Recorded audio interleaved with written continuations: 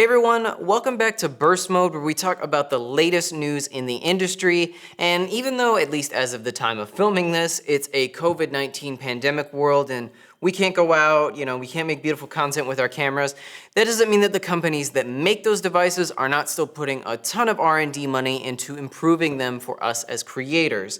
With that in mind, today we're going to talk about the Canon R5. And if you haven't heard about this camera, it might be the perfect hybrid camera out there on the market. On paper at least, this thing does everything. The body itself is a full frame sensor with IBIS, a first for Canon's lineup, which allows you to record in 8K 30 FPS in either RAW or 422 10-bit, while also giving the option of ultra slow-mo 4K 120 FPS at 422 10-bit and an external 4K 60p video recording option. Each one of the recording modes in 8K or 4K are full sensor width with no crop. Dual pixel autofocus is available in 8K and 4K recording modes. C-Log is available in all of the recording modes, and in the hardware department you also get dual card slots, one of them being CFast Express and one of them being SD UHS 2. So all of that sounds kind of absolutely insane. I've heard OEMs come out and just promise the world and then fail to deliver, or there's some sort of catch. Really, we haven't heard that announcement yet. But let's talk about the things I at least like about this thing initially. So the first thing is more of just a business ethic. It's great to see Canon returning to its roots. They were one of the early pioneers of DSLR video. This is the camera that might potentially put them back on top, and it's great to see competition. Number two, it's finally the first stepping stone into the merger between a video and a stills camera. Because really, 8K at that point at 30 FPS, you're just doing bursts of photos essentially.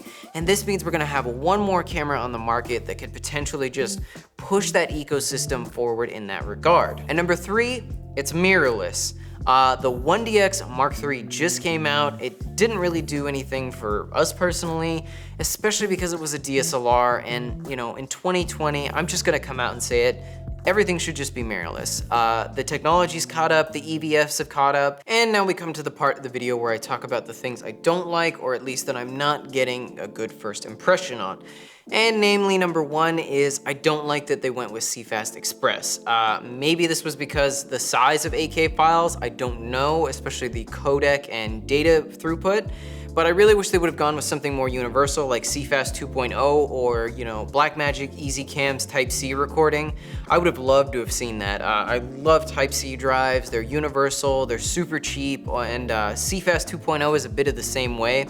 Right now, CFast Express, and it will change with time, is just simply not adopted in mass, and the storage is incredibly expensive. Number two, there's no talk about recording limits.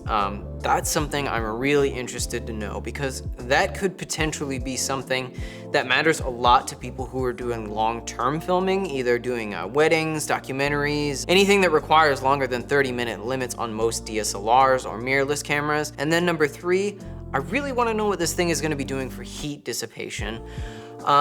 Is it gonna be loud? Because 8K is a really tall order on such a small body, and the cameras that are currently doing that, really high tier cinema ones like the Reds, the fans in them, it's just something that you have to deal with when you're at that level.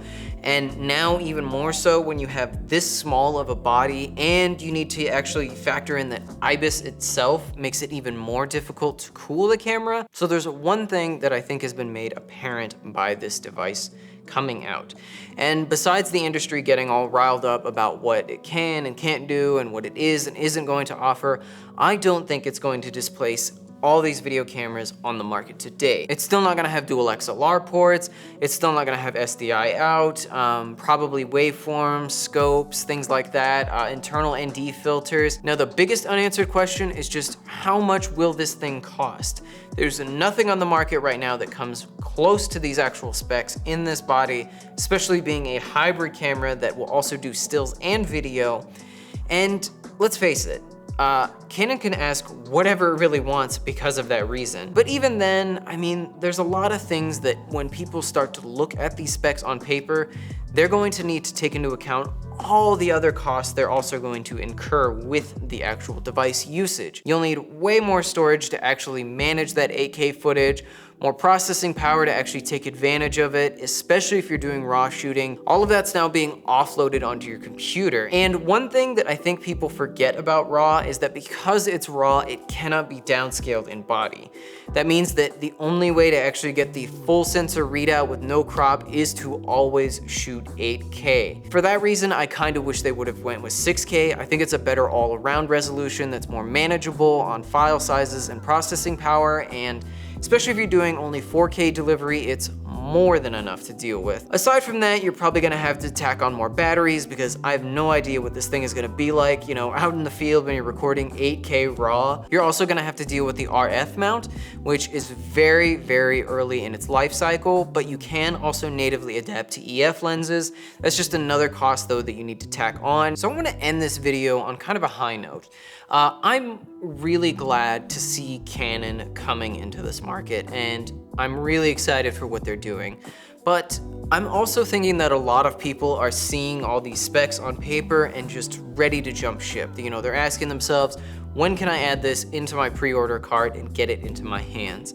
And what it all comes down to is I think that this camera is one of the few milestones we're starting to see in this industry where that gap is getting smaller between very high-level cinema cameras and, you know, lower tier DSLR mirrorless hybrid cameras. I still don't think this is going to replace dedicated video cameras. I just think that this is a sign that those cameras are going to be that much more specialized in what they can do. But what do you think? Is this camera something you're excited for? Does the R5 really even matter to you? I'm willing to bet most people watching this video, you're out there thinking, am I ready to jump ship? And this might be my calling card. Go ahead and comment below with what you think, you know, and as always, follow us on all of our social media platforms, including skyfeatherstudios.com for the latest in industry news. And make sure to, you know, ask if you have any more tutorials, comments, reviews, you know, techniques, whatever that you want to see on this channel. Especially now that we're in quarantine, we've got all the time in the world to make this type of content. But until then, we'll see you guys next time.